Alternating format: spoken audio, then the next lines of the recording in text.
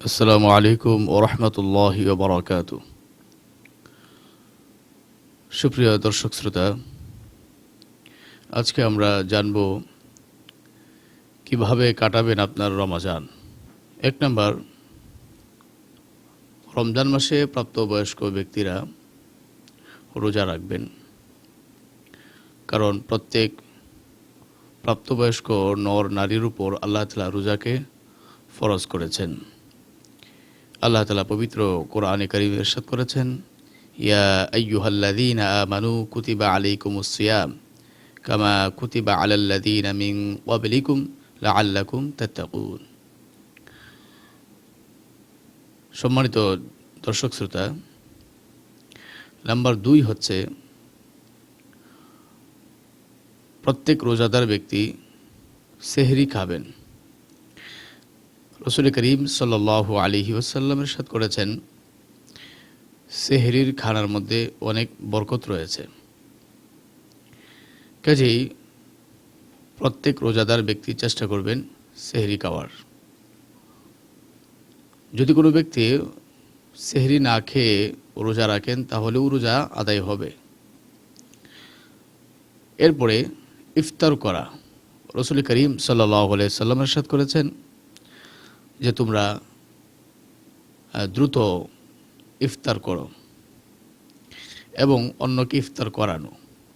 হযরত রাসূল করিম সাল্লাল্লাহু আলাইহি ওয়াসাল্লাম ইরশাদ করেছেন, কোনো ব্যক্তি যদি অন্য কোনো রোজাদার ব্যক্তিকে ইফতার করায় তাহলে রোজাদার ব্যক্তি যে পরিমাণ রোজা রেখে সওয়াব অর্জন করেছে ঠিক তদ্রূপ ততটুকু সওয়াব আল্লাহ তাআলা যে ব্যক্তি ইফতার করালেন তাকেও ততটুকু সওয়াব দান করবেন।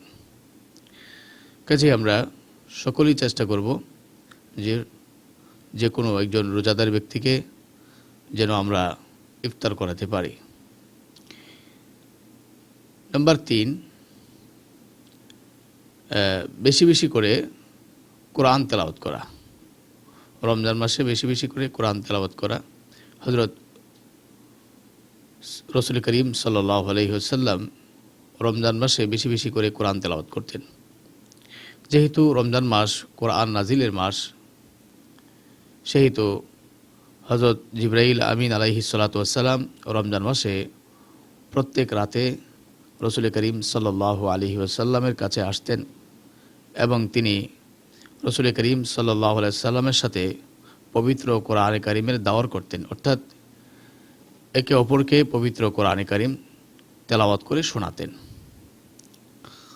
সাহাবায়ে কেরাম রমজান মাসে বেশি বেশি করে কোরআন তেলাওয়াত করতেন। যেমন হযরত ওয়াতাদা রাদিয়াল্লাহু তাআলা আনহু, তিনি রমজানের বাহিরে সপ্তাহে একদিন পবিত্র কোরআনে কারীম খতম করতেন। আর রমজান মাসে তিনি ৩ দিন পর পর পবিত্র কোরআনে কারীমের খতম করতেন। আর রমজানের শেষ দশকে তিনি প্রত্যেক রাতে একটি করে খতম করতেন। সুবহানাল্লাহ। এই জন্য আমরা সকলেই চেষ্টা করব রমজানের বাহিরে এবং রমজানে যেন বেশি বেশি করে কোরআন তেলাওয়াত করতে পারি। কারণ রমজানের বাহিরের ইবাদত আর রমজানের ভিতরের ইবাদতের মধ্যে অনেক পার্থক্য।